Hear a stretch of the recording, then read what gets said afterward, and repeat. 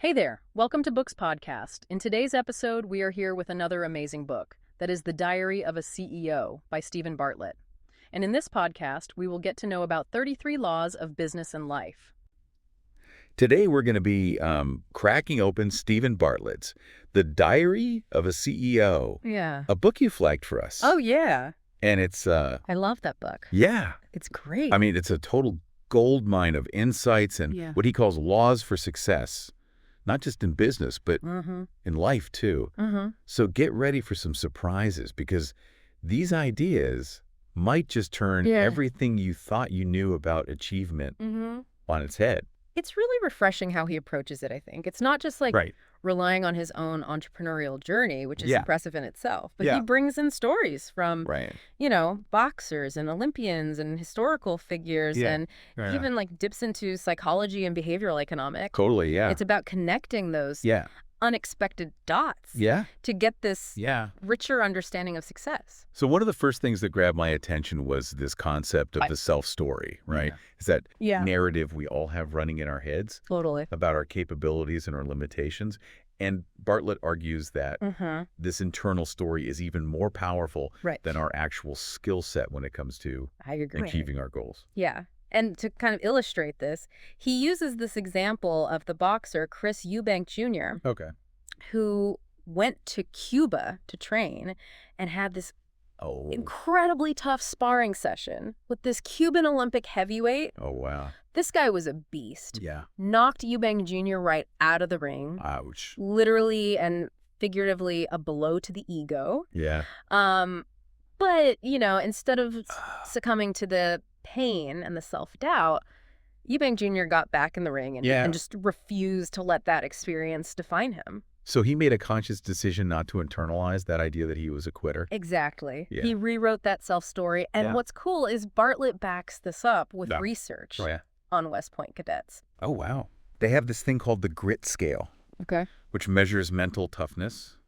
And turns out grit is a better predictor of success in their grueling training program than physical ability Wow. or even intelligence. That's amazing. Right. So mental resilience really is key. It really is. I mean, what's the takeaway here for you? I feel like it's a call to action to really examine the stories we're telling ourselves, right?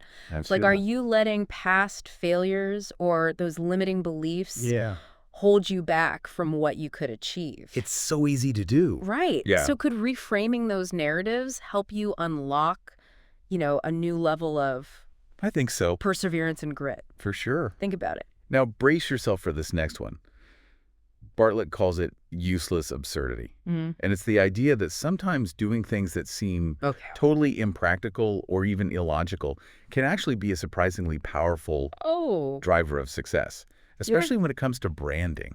Okay, now I'm really curious. He talks about this giant blue slide that they installed in his marketing agency's office, right? Yeah. It was this totally over-the-top, nonsensical Sure. feature, Yeah. and yet it became a media sensation. Uh-huh. Like, journalists were just drawn to the sheer absurdity of it. Yeah. Like, they were flocking to their office to experience the slide for themselves Right. and write about it. So wild. And all this press coverage led to explosive growth for his company Yeah, well, without even needing a sales team.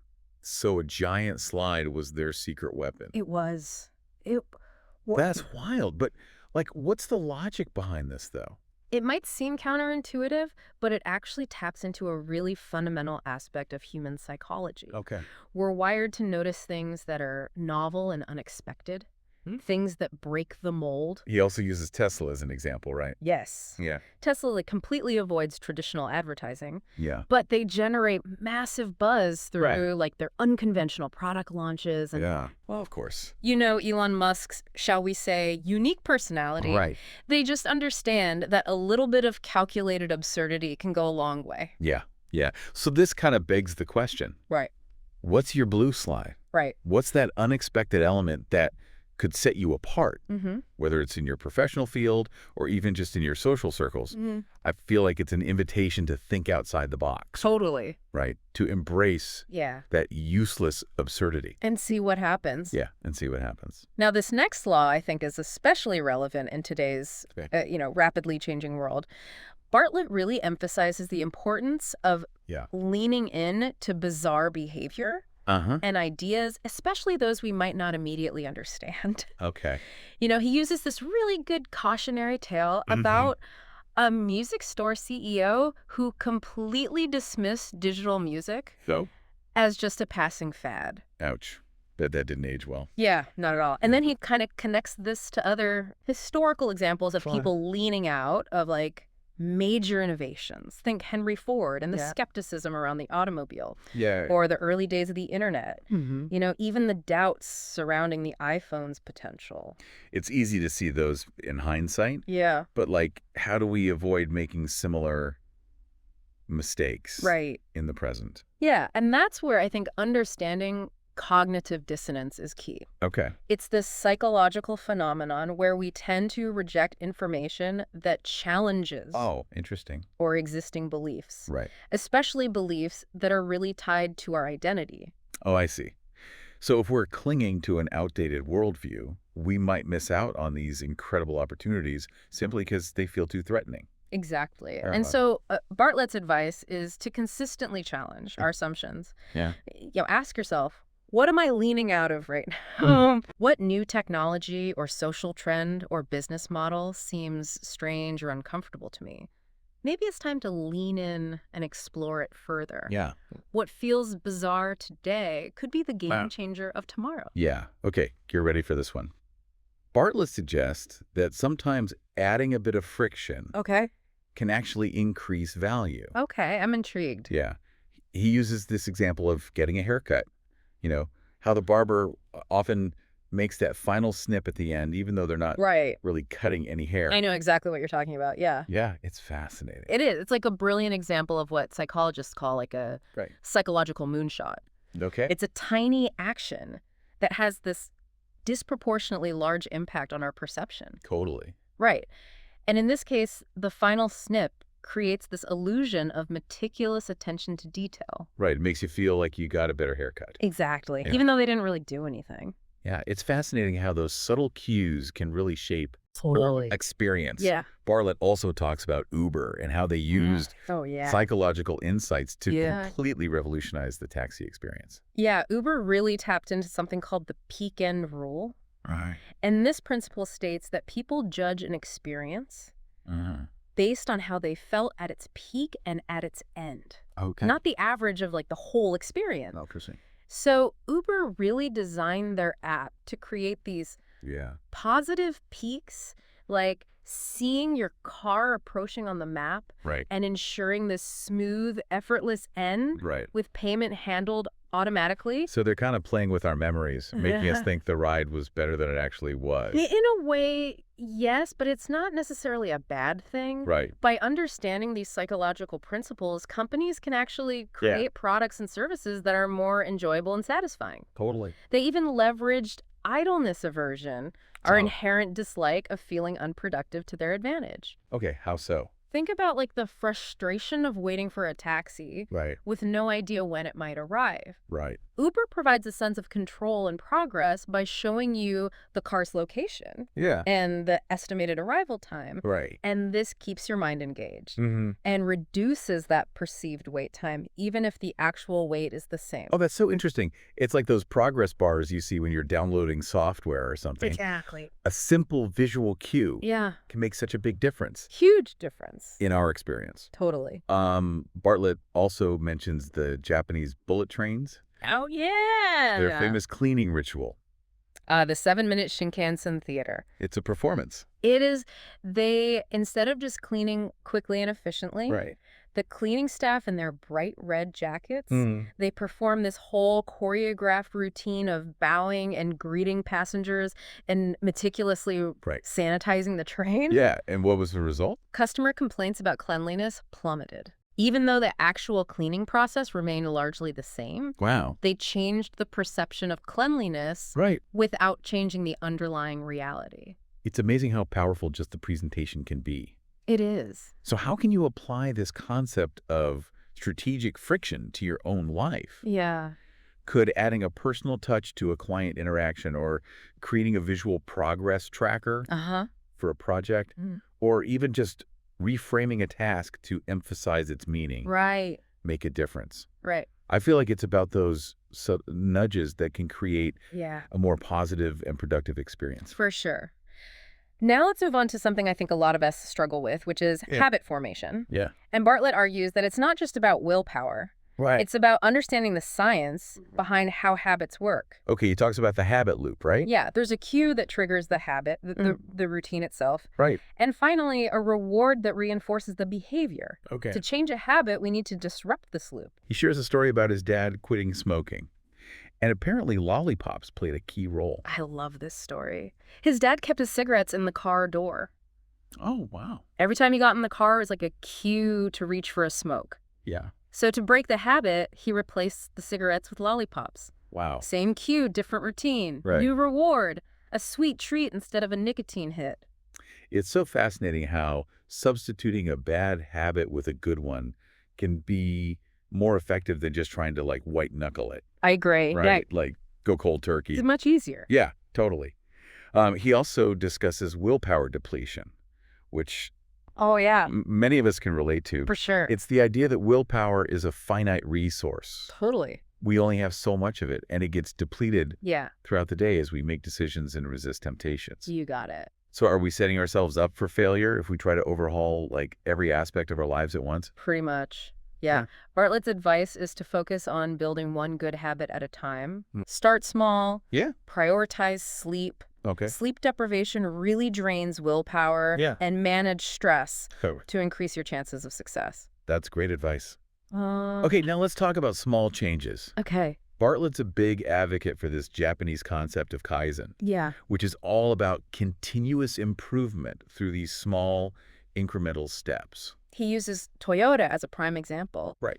Their adoption of Kaizen really revolutionized the auto industry. It did. And it all came down to empowering every employee, Wow. from the factory floor to the executives, Yeah. to identify and implement Yeah. small improvements in their work. He tells this incredible story about NUMMI, the struggling General Motors plant Right. that was totally transformed when they embraced Toyota's methods. Such a powerful case study. Yeah. Same workers, same equipment, Wow. but a fundamental shift in philosophy. Right. By focusing on countless small improvements, Yeah. a tweak to a workstation, Mm-hmm. a suggestion for reducing wasted movement. Right. They dramatically increase efficiency and quality. It's the idea that small changes, compounded over time, lead to remarkable results. Absolutely. And Bartlett believes this applies to every area of life, not just business. I agree. So consider your fitness goals, Yeah. your relationships, your finances. Yeah. What's a small 1% improvement you could make today that would have a significant impact over time? Totally. Maybe it's taking the stairs instead of the elevator, Mm-hmm. sending a quick thank you note, setting up automatic savings. Right. It's a shift in mindset from seeking those massive changes Mm. to focusing on making Totally. consistent incremental progress. Okay, this next law is a bit of a paradox. Okay. Bartlett suggests that a key to success is asking, why will this fail? Interesting. So deliberately focusing on potential pitfalls before you even Yeah. start a project. He shares a personal anecdote Okay. about deciding not to launch a podcast network, even though it seemed like the next logical step for his business. So he basically talked himself out of it.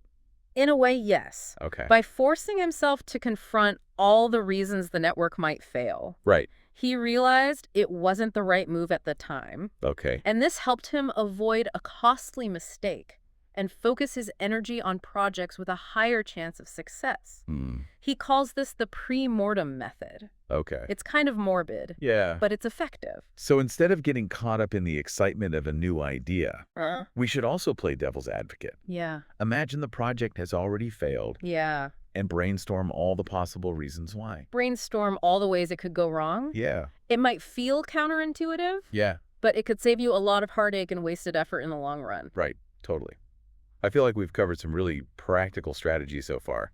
Any final takeaways from Bartlett's laws for our listener? You know what I find so compelling about Bartlett's approach is it really encourages us to think differently about success, to question those assumptions and be open to the unexpected It's not a one-size-fits-all formula, but it's a set of principles that can be adapted to any field. Yeah, it's about cultivating that mindset of continuous learning, experimentation, and calculated risk-taking. And maybe even embracing a little useless absurdity along the way. Exactly. Now, before we wrap up, I wanted to touch on one more concept from the book that really struck me. Bartlett argues that success isn't just about external achievements, but also about internal growth. Yes, he emphasizes the importance of self-awareness, understanding your motivations, and defining your values. It's about aligning your actions with your core beliefs. Yeah, it's that inner work that ultimately fuels sustainable success. Now, this next law is a bit of a head-scratcher at first. Bartlett boldly states, "Your skills are worthless, but your context is valuable." He even shares a story about being offered millions of dollars to lead marketing for a biotech company, even though he had sworn off marketing after leaving his agency. It sounds so counterintuitive, Yeah. but it highlights the power of aligning your skills with the right opportunity. So what convinced him to take the job? It all came down to context. Bartlett had developed this deep passion for the potential of psychedelics to treat mental health conditions. He was immersing himself in the research and even considering investing in the company. So his personal interest in the field Yeah, made him a more valuable asset. exactly. His skills were the same, but the context amplified their value. And here's the kicker. The company was on the verge of this massive IPO, so his marketing expertise suddenly became even more valuable because the stakes were higher. It's like the same diamond is worth more when it's set in a beautiful ring than when it's just a loose stone. The context changes its perceived value. That's a perfect analogy. Yeah, Bartlett goes on to explain that this principle applies to so many professions. Writers, data analysts, software developers. Their earning potential is often determined more by the industry they choose than by their raw talent.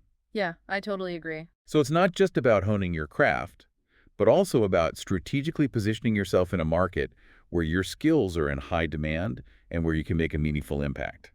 Now, for a bit of a philosophical shift, Bartlett argues that one of the most powerful motivators is our awareness of our own mortality. That's deep.